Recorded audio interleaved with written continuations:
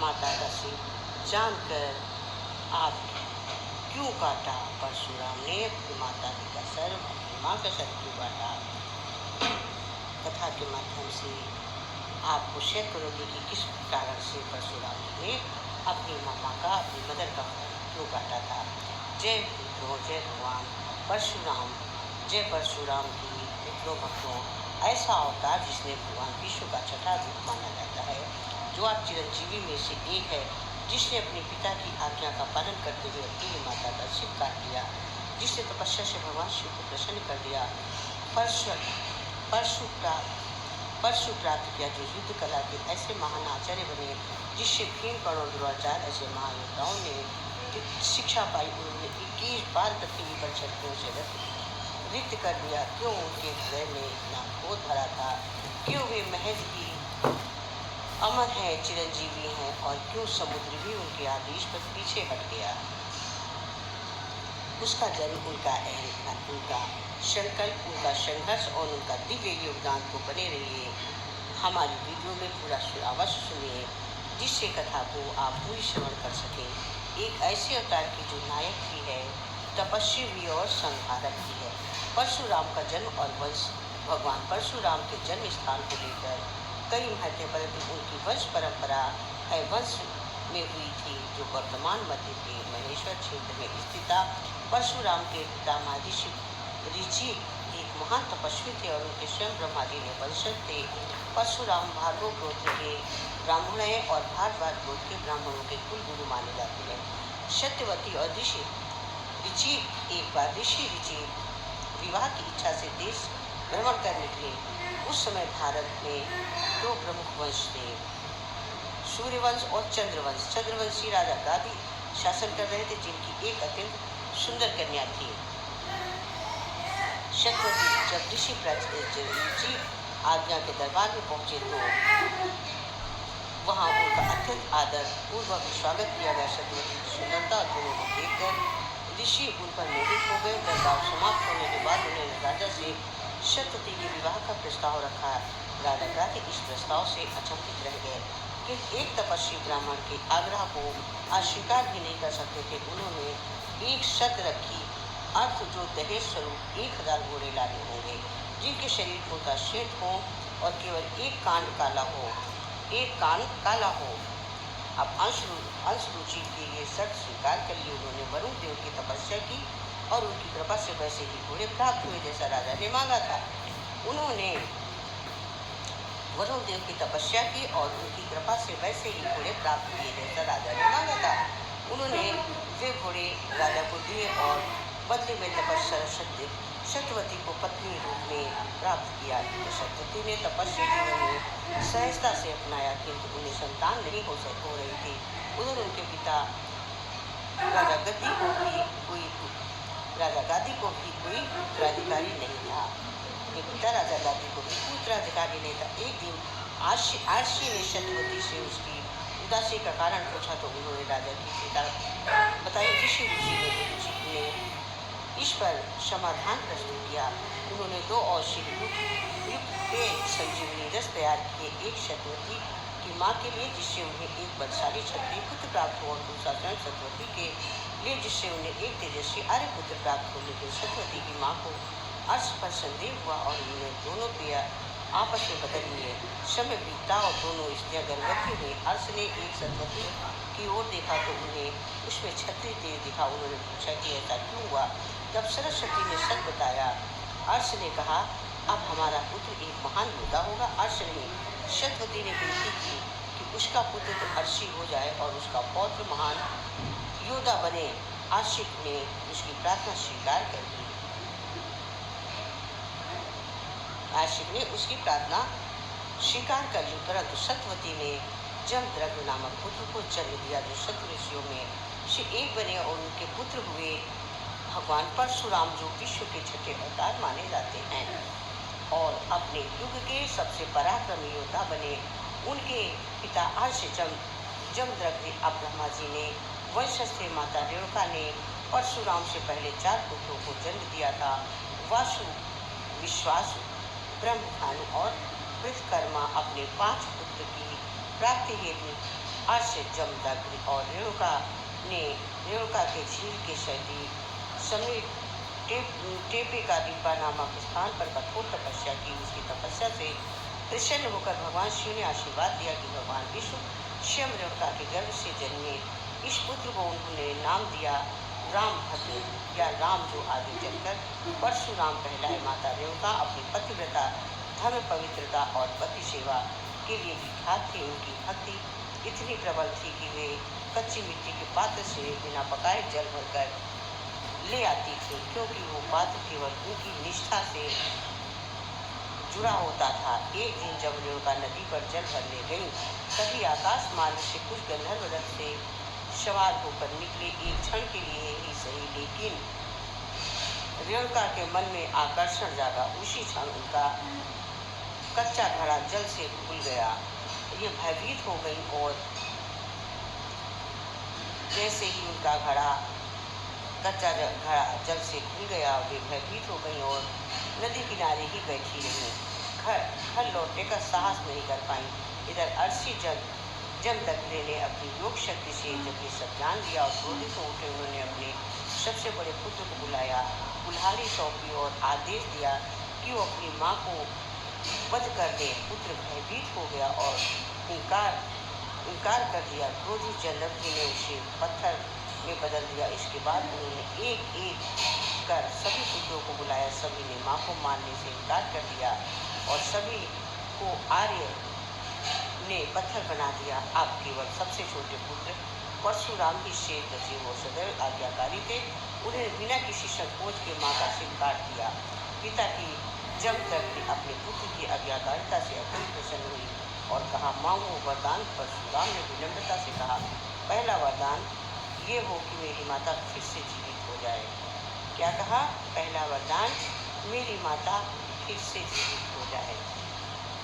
जब अपने पिता से आशीर्वाद मांगा तो कहा कि पहला वरदान दीजिए कि जो मैंने माँ का सिर काट दिया है, मेरी माँ पुनः जीवित हो जाए, दोबारा जीवित हो जाए। परशुराम ने विनम्रता से कहा, पहला वरदान, मेरी माँ दोबारा जीवित हो जाए और दूसरा ये कि मेरे सभी भाई फिर से मानव रूप में लौट आए। आश्चर्य जमदग्नि के परशुराम की भक्ति और करुणा से प्रसन्न होकर दोनों इच्छाएं पूर्ण कर दी। इस प्रकार परशुराम न केवल एक महान योद्धा बने बल्कि एक आदर्श पुत्र भी कहलाए। श्री परशुराम ने भगवान शिव को प्रसन्न करने के लिए घर छोड़कर कठोर तपस्या का मार्ग अपनाया। उनकी अत्यंत निष्ठा, अटूट इच्छा और अविचल ध्यान को देखकर भगवान शिव अत्यंत प्रसन्न हुए। उन्होंने श्री परशुराम को दिव्य शास्त्र का आशीर्वाद दिया। इन शास्त्रों में उनका प्रमुख और अमोघ अस्त्र परुष कुल्हाड़ी, जो अजय और अविनाशी था। भगवान शिव ने परशुराम से कहा कि अब वे धरती को अधर्मी और दुराचारी लोगों को, राक्षसों, उन्माद शक्तियों और अहंकार में अंधे व्यक्तियों से मुक्त करें। एक बार भगवान शिव ने श्री परशुराम की युद्ध कला की परीक्षा लेने हेतु स्वयं उन्हें युद्ध के लिए ललकारा। गुरु और शिष्य के बीच ये भयंकर युद्ध आरंभ हुआ, जो पूरे 21 दिनों तक चला। इस युद्ध में जब भगवान शिव ने अपने त्रिशूल से परशुराम पर वार किया तो परशुराम ने कुर्ती से झुककर उस वार से बचते हुए अपने पशु से तीव्र प्रहार किया। ये पशु सीधे शिव के मस्तक पर जाकर लगा और वहाँ एक गहरा घाव बन गया। भगवान शिव इस युद्ध कौशल को देखकर अत्यंत प्रसन्न हुए। उन्होंने परशुराम को हर्षपूर्वक गले से लगा लिया और अपने मस्तक पर पड़े उस घाव को सदा के लिए एक गौरव चिन्ह के रूप में संजो दिया, ताकि उनके परम शिष्य की यश गाथा सदा अमर और अजय बनी रहे। भगवान शिव के 1000 नामों से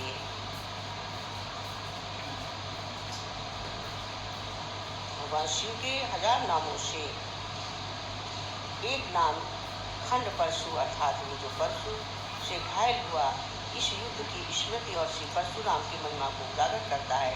श्री परशुराम ने अपने परश कुल्हाड़ी से 17 बाहु अर्जुन, सहस्त्र की 1000 भुजाएं काट दी, अंततः उसका वध कर दिया। उसके बाद उन्होंने उसकी विशाल सेना पर बाणों की वर्षा कर उन्हें पराजित कर दिया। सहस्त्रबाहु जैसे अत्याचारी राजा के अंत के से समाप्त देश में हर्ष की लहर दौड़ गई और देवताओं ने राजा इंद्र भी परशुराम के इस पराक्रम से अत्यंत प्रसन्न हुए और उन्होंने उन्हें अपना सबसे प्रिय धनुष विजय भेंट स्वरूप दिया। ये वही धनुष था जिससे इंद्र ने असुरों को विनाश किया था। श्री परशुराम ने इसी विजय धनुष के घातक बाणों से सहायता से अधर्मी क्षत्रियों का 21 बार संहार किया, जिससे पृथ्वी को पापियों से मुक्त किया। बाद में जब श्री परशुराम ने शिष्य कर्ण की गुरु भक्ति से अत्यंत प्रसन्न हुए तो उन्होंने ये दिव्य धनुष विजय से भेंट कर दिया। इस धनुष के बल पर कर्ण अजय योद्धा बन गया और इस प्रकार विजय धनुष जो इंद्र और परशुराम जैसे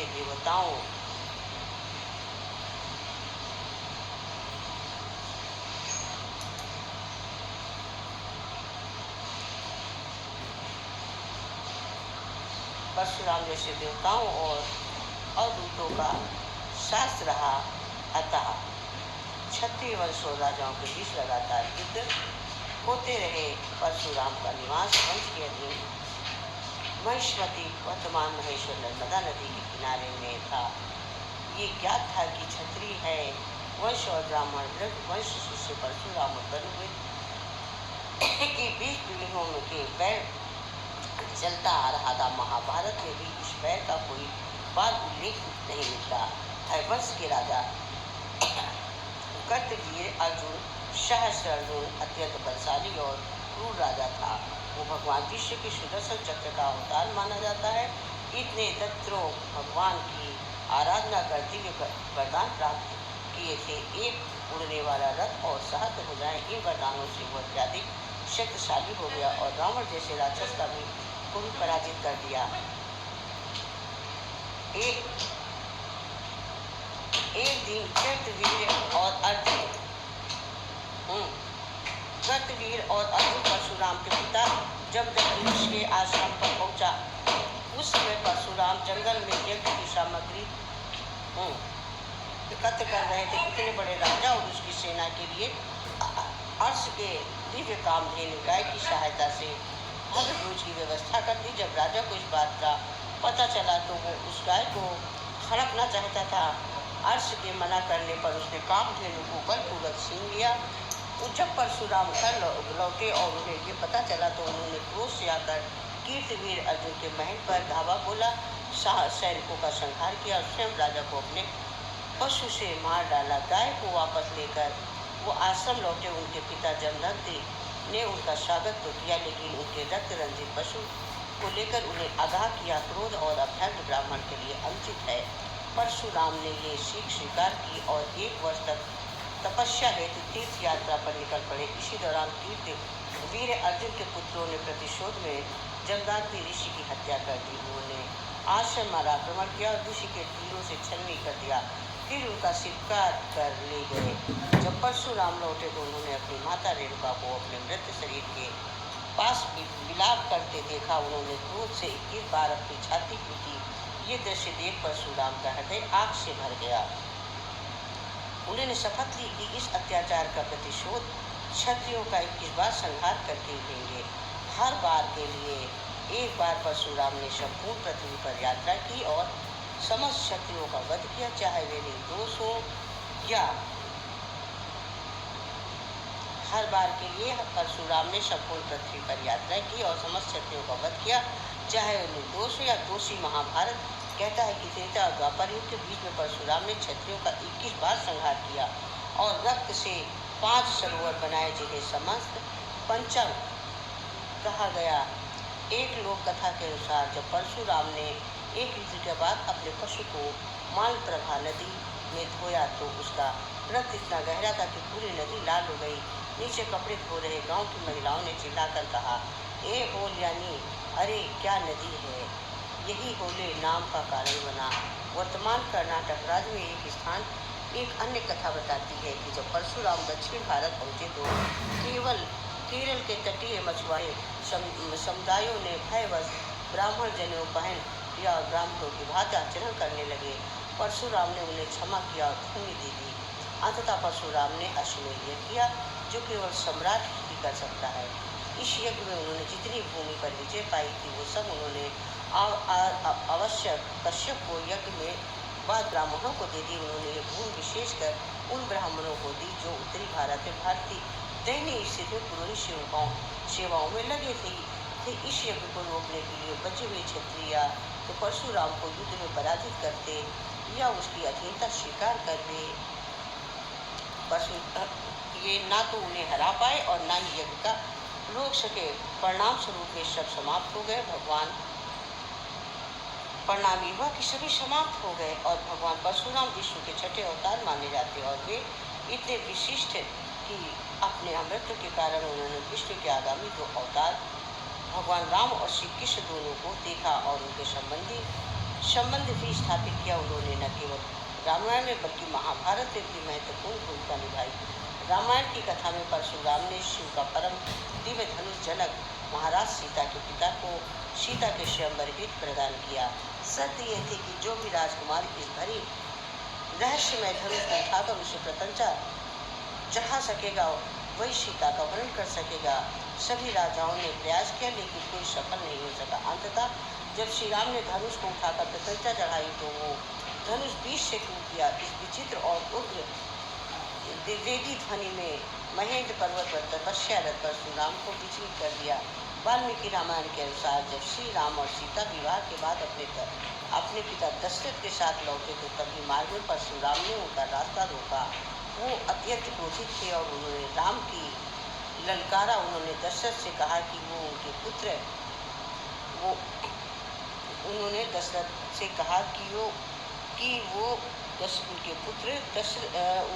पुत्र के अपराध की सजा स्वयं नहीं बल्कि पुत्र को देंगे। दशरथ ने हाथ जोड़कर विनती की पुत्र बजाय उन्हें दंड दिया जाए लेकिन परशुराम ने उनकी बात अनसुनी कर दी। श्री राम ने विनम्रता से परशुराम को उत्तर दिया कि वो ब्राह्मण और विश्वामित्र अरस्य के संबंधी भी इसलिए उनका वध नहीं करेंगे। लेकिन उन्होंने परशुराम की वर्षों की तपस्या से अर्जित की गई शक्तियों को समाप्त कर दिया। इस घटना ने परशुराम के अहंकार को तोड़ दिया। उनका मन शांत हो गया और जैसे ही वो सामान्य अवस्था में आए भारत के विभिन्न राम लीलाओं में ये दृश्य विशेष भव्यता से प्रस्तुत किया जाता है।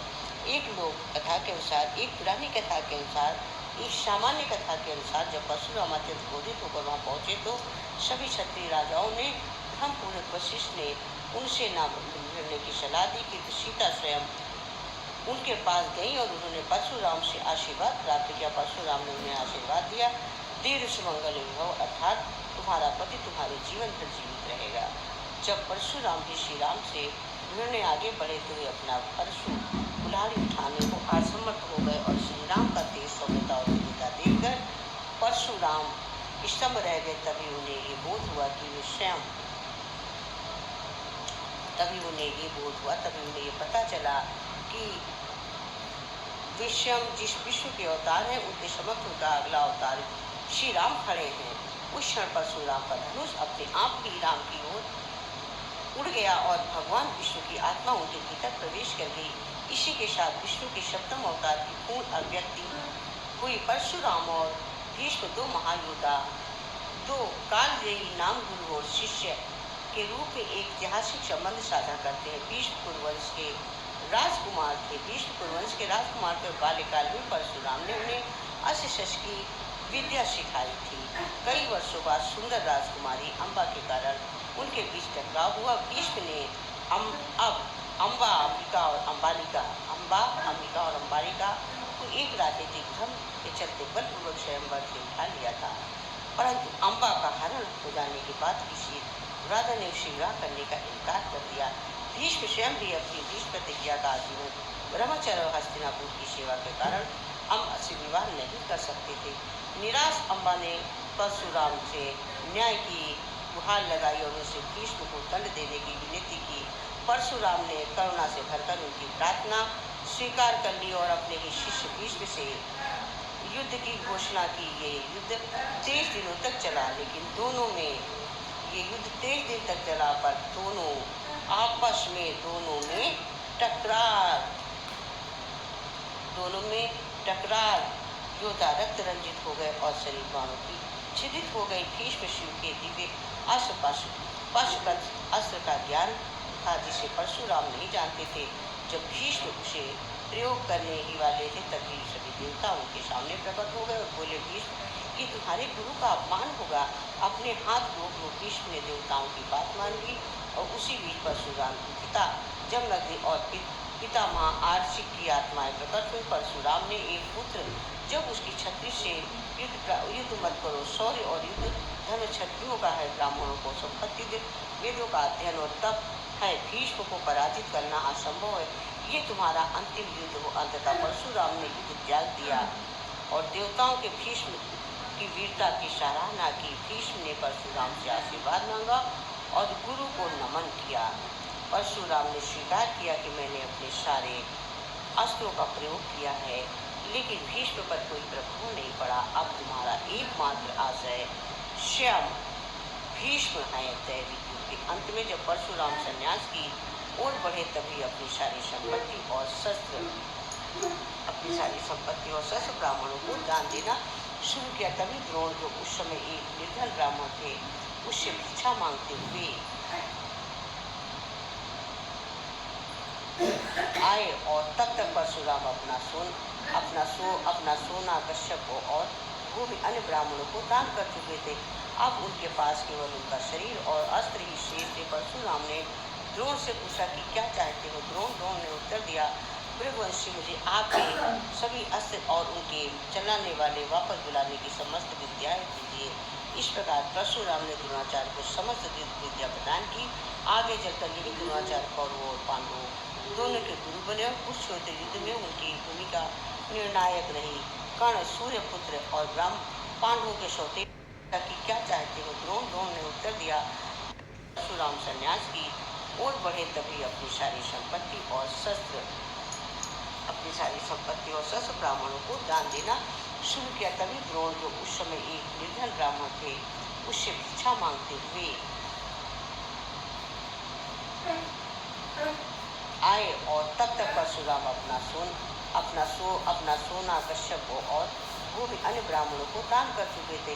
अब उनके पास केवल उनका शरीर और अस्त्र ही शेष थे। परशुराम ने द्रोण से पूछा कि क्या चाहते हो? द्रोण ने उत्तर दिया, भृगुवंशी, मुझे आपके सभी अस्त्र और उनके चलाने वाले वापस बुलाने की समस्त विद्याएं दीजिए। इस प्रकार परशुराम ने द्रोणाचार्य को समस्त विद्या प्रदान की। आगे चलकर यही द्रोणाचार्य कौरवों और पांडवों दोनों के गुरु बने और कुरुक्षेत्र युद्ध में उनकी भूमिका निर्णायक रही। कर्ण, सूर्यपुत्र और पांडवों के सौतेले भाई थे, परंतु एक सूत्र परिवार में पले बड़े। जब द्रोणाचार्य ने शिक्षा मांगी तो द्रोण ने ये कहकर मना कर दिया कि केवल क्षत्रियों को ही शिक्षा देंगे। तब कर्ण ने परशुराम से संपर्क किया और झूठ बोल दिया कि वे केवल एक ब्राह्मण है। परशुराम ने उन्हें अपना शिष्य बना लिया और उन्हें समस्त दिव्य शास्त्रों की विद्या प्रदान की। शिक्षा पूर्ण होने पर परशुराम ने कहा, कर्ण, तुम युद्ध विद्या में मेरे समान ही हो। एक दिन जब परशुराम विश्राम कर रहे थे और उन्होंने अपना सिर कर्ण की गोद में रख लिया, उसी समय एक बिच्छू ने कर्ण की जांघ पर डंक मार दिया। असहनीय पीड़ा के बावजूद कर्ण नहीं हिले, ताकि उनके गुरु की नींद टूटे न। रक्त की धार गिरने से परशुराम जाकर बोले, ऐसी पीड़ा केवल एक क्षत्रिय ही सह सकता है, तुमने मुझसे झूठ बोला है। क्रोधित होकर परशुराम ने कर्ण को श्राप दिया कि जब तुम्हें युद्ध में सबसे अधिक मेरी ही दिव्य विद्या की आवश्यकता होगी, तभी ये तुम्हें भूल जाओगे। कर्ण ने क्षमा मांगी तो परशुराम ने उसे अपना ब्रह्मास्त्र और निजी धनुष विजय प्रदान किया। परशुराम ने 3 महान शिष्य भीष्म, द्रोण और कर्ण तीनों ने कौरव पक्ष में लड़े और तीनों की मृत्यु धोखे या धर्म से माध्यम से हुई। पुराणों में भगवान परशुराम से जुड़ी अनेक कथाएं मिलती हैं, जिसमें उनके विभिन्न देवी देवताओं के संवाद, चमत्कारी कार्य और चिरंजीवी होने के कारण विभिन्न युगों में उनकी उपस्थिति का वर्णन है। पुराणों के अनुसार एक बार परशुराम अपने गुरु भगवान शिव को प्रणाम करके हिमालय जा रहे थे। रास्ते में भगवान गणेश ने उनका मार्ग रोका। क्रोधित होकर परशुराम ने अपना फरसा गणेश पर फेंक दिया। गणेश जी जानते थे कि वो फरसा उनके पिता शिव से प्राप्त है, इसलिए उन्होंने स्वेच्छा से अपना एक दांत कटने दिया। माँ पार्वती को जब ये पता चला कि अत्यंत क्रोधित हुई और कहा कि इतनी शक्ति किसमें है? ऐसा दुशासन किसने किया? मेरे बेटे का दांत कैसे टूटा? परशुराम की भुजाएं काटने का संकल्प लिया है। वे दुर्गम रूप से प्रकट हुए और सर्वशक्तिमान बन गई। तभी भगवान शिव ने उन्हें शांत किया और परशुराम को उनका पुत्र समान बताया। परशुराम ने पार्वती से क्षमा मांगी और गणेश ने भी उनके पक्ष में कहा। तब पार्वती ने उन्हें क्षमा किया। परशुराम ने अपना दिव्य फरसा भगवान गणेश को भेंट दिया और उन्हें आशीर्वाद दिया। तभी से गणेश को एक दंत अर्थात एक दांत वाला कहा जाता है। पुराणों में उल्लेख है कि भारत के पश्चिम तट पर समुद्र की लहरों और तूफानों में भूमि डूबने लगी। परशुराम ने समुद्र देव वरुण से भूमि वापस करने को कहा। जब वरुण ने इनकार किया तो परशुराम ने अपने फरसा समुद्र में फेंका।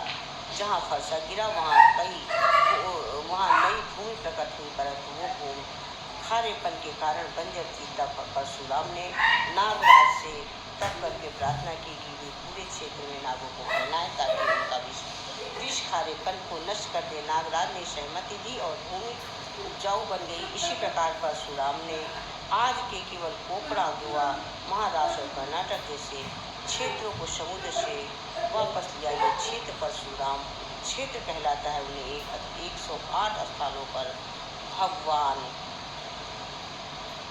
के ये क्षेत्र परशुराम क्षेत्र कहलाता है। उन्होंने 108 स्थानों पर भगवान शिव की मूर्तियां स्थापित की। ऐसा माना जाता है कि ये मूर्तियां शिव के प्रति कृतज्ञता थी, क्योंकि शिव की कृपा से नागराज परशुराम की तपस्या से प्रसन्न हुए। एक अन्य कथा में परशुराम ने सुख धान साफ करने की टोकरी समुद्र में फेंका, जिससे वो और पीछे हट गया और गोकर्ण में भूमि उत्पन्न हुई। इसी भूमि को केरल या शेष पार कहा जाता है। एक तीर परशुराम ने चलाया जो गोवा के बेनौले में गिरा और वहाँ 7 कांचे टोल, लैब, कमल, झील और उत्पत्ति हुई। किंवदंतियों के अनुसार परशुराम ने कश्यप ऋषि को अपनी सारी पृथ्वी दान दे दी, जिसके बाद उन्होंने समुद्र में भूमि प्राप्त की। फिर उन्होंने विभिन्न देवी देवताओं से निवेदन किया कि वे उस नई भूमि में बसें और विभिन्न कुलों की रक्षा करें। भगवान परशुराम ने शिव से निवेदन किया कि जब तक वे इस क्षेत्र में रहेंगे शिव उन्हें प्रतिदिन दर्शन देंगे। शिव ने ये प्रार्थना स्वीकार की। परशुराम ने 60 मित्रों को इस क्षेत्र में बसाया। उन्हीं में से एक थे व्याध मुनि, जिन्होंने गुहार में एक शिवलिंग की स्थापना की। कहा जाता है कि कलयुग में जब अधर्म बढ़ जाता है तब देवता अदृश्य रूप से रहते हैं, इसलिए शिव ने उस शिवलिंग में अदृश्य रूप से वास करने का निर्णय लिया। यही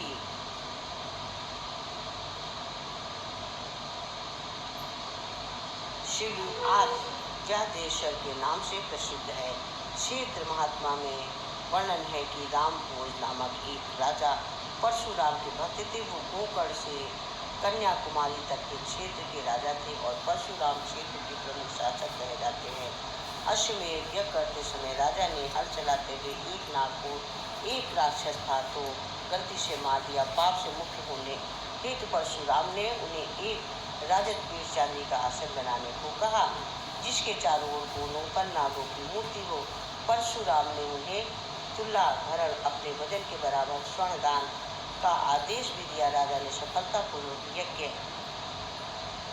संपन्न किया और परशुराम प्रसन्न होकर प्रकट हुए। आज भी वो चांदी का आसन एक पवित्र स्थल माना जाता है।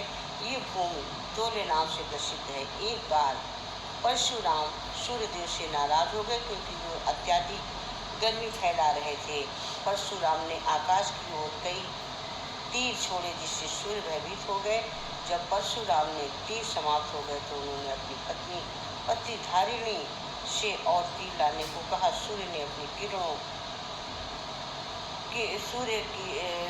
अपनी किरणें धारिणी पर केंद्रित की, जिससे वे मूर्छित हो गई। परशुराम अत्यधिक क्रोधित हो गए। तब सूर्य स्वयं प्रकट हुए और उन्हें चाहता तथा पादुकाएं भेंट की, जो आज भी वहां पर रखी हुई है।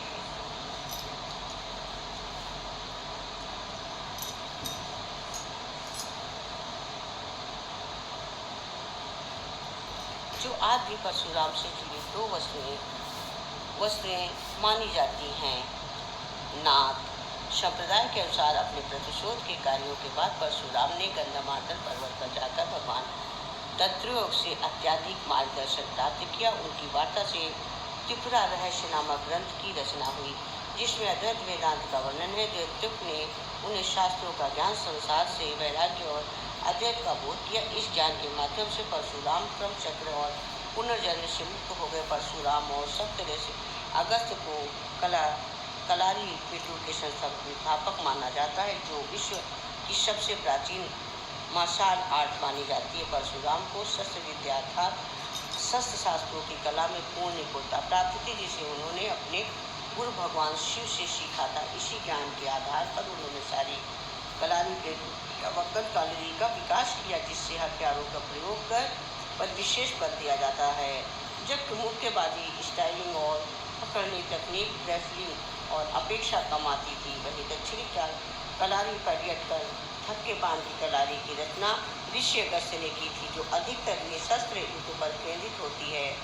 कलारी पर्यट को सभी मार्शल आर्ट्स युद्ध कलाओं की जननी कहा जाता है, को माता की जननी कहा जाता है। ये भी मान्यता है कि बौद्ध धर्म के प्रचारक बौद्धिमर्थन स्वयं कलारी पर्यट के अभ्यासी थे। जब वे बौद्ध धर्म का प्रचार करने चीन गए तो वे युद्ध कला अपने साथ लेकर गए, जिसके बाद उन्होंने रूपांतरित करके शाओलिन, कुंग लूफी, न्यू रखी और वैदिक काल के अंत तक परशुराम युद्ध और रक्तपात का अत्यंत थक चुके थे और उन्होंने संन्यास ग्रहण कर लिया। उन्होंने अपनी सभी भौतिक संपत्ति और शास्त्रों को त्याग कर तपस्या का मार्ग अपनाया। महाभारत के आठ पर्व में लिखा है कि जदंत पुत्र परशुराम ने एक पृथ्वी को क्षत्रियों से रहित करने के पश्चात महेंद्र पर्वत की ओर प्रस्थान किया और वहाँ कठोर तपस्या आरंभ की। वे पूर्वी घाटों के उत्तरी ओर और पश्चिमी ओशा के निकट महेंद्रगिरी पर्वत पर पहुँचे और वहीं वास करने लगे। संन्यास ग्रहण करने से पहले परशुराम ने जो भूमि और राज्य जीत कर प्राप्त किया था, उन्हीं भूमिहार ब्राह्मणों को प्रदान कर दिए। इन ब्राह्मणों ने कई शताब्दियों तक उन प्रदेशों पर शासन किया। उन राज्यों में शामिल थे चेरा, पांड्य, द्रविड़, मूषिक, कर्नाटक और कोंकणा। परशुराम भगवान विष्णु के अन्य अवसरों के विपरीत चिरंजीवी माने जाते, अर्थात वे आज भी जीवित हैं और महेंद्रगिरी पर्वत पर तपस्या में लीन हैं। वे आज भी जीवित हैं, महेंद्रगिरी पर्वत पर तपस्या पर लीन हैं। जबकि क्लिप पुराण में उल्लेख है कि कलयुग के अंत में परशुराम पुनः प्रकट होंगे और भगवान क्लिप के आध्यात्मिक और युद्ध गुरु बनेंगे, जो विश्व के अंतिम और 10वें अवतार होंगे। भविष्यवाणी के अनुसार परशुराम क्लिप को भगवान शिव की कठिन तपस्या करने की शिक्षा देंगे, ताकि वे दिव्य शास्त्रों की प्राप्ति कर सकें और कलयुग का अंत कर सकें। परशुराम केवल एक योद्धा नहीं थे, वे धर्म और न्याय के प्रति संयम और त्याग के उदाहरण थे। संयम और त्याग के परशुराम भगवान की जय। सब्सक्राइब कर, लाइक सब्सक्राइब कर।